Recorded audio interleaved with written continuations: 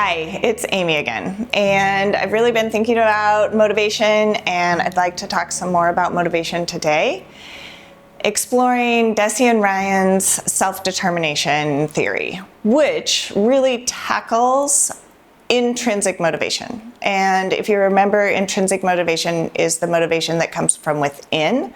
Nobody is pushing you with external forces to do something. So they explore three different kind of pillars of how intrinsic motivation is created and sustained.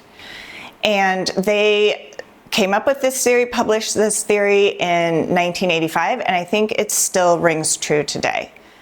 So the three different aspects of their theory is, the first one is autonomy.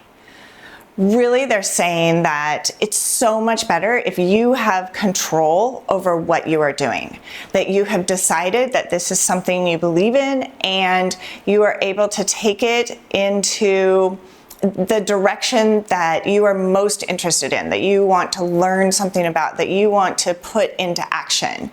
So first of all is autonomy. And I know in like high school, a lot of times you have to take certain classes and it's like drudgery to be in those classes because you have to learn it and it's not what you chose. Well, of course, university will be a little bit easier because you get to choose the track that you're going down, and you'll notice that in those classes that you like, in the careers that you like, you will find yourself to be more intrinsically motivated to do those things.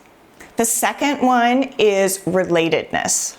And this goes into doing things with people, like connecting with people, understanding why you're doing things to help people, doing things in collaboration with people.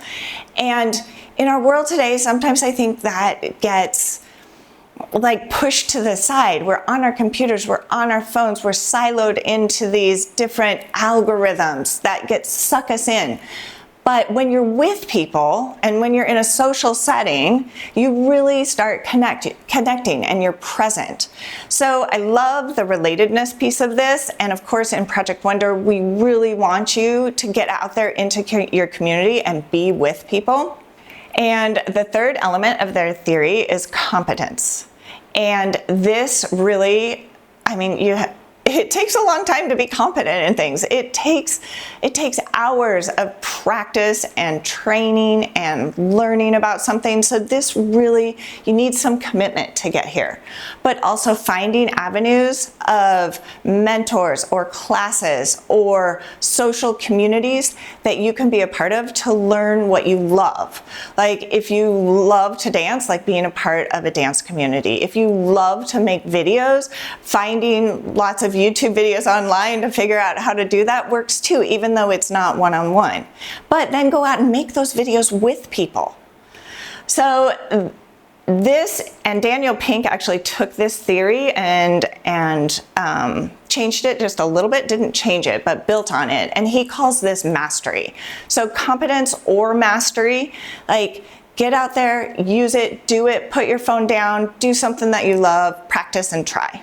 So I want you to think about this, and especially for teenagers, because I think it's really hard for teenagers to have autonomy. So think about something you really love to do. Do you have that space or that time to have that autonomy to really show up and do what you love? And if not, how do you talk to the adults in your life? How do you carve out time to make sure that this is happening? And if you do have that, which is amazing, then are you a part of a community that gives you that relatedness in that activity? And are you getting the training and development that is necessary for you to go farther? And sometimes it is just, YouTube has amazing videos on it. This is one of them. And so you have that, but also, is there a space where you need just a little bit more? Talk to the adults in your life to be able to access that training, to bring about that competence or mastery in this subject.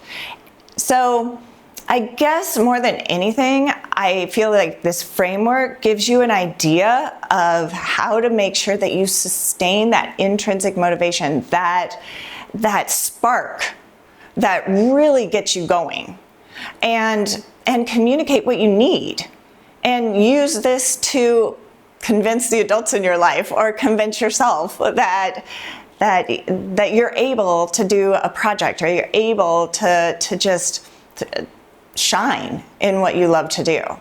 So that's my story about intrinsic motivation today, and a little theory to give you a structure to talk about it or think about it.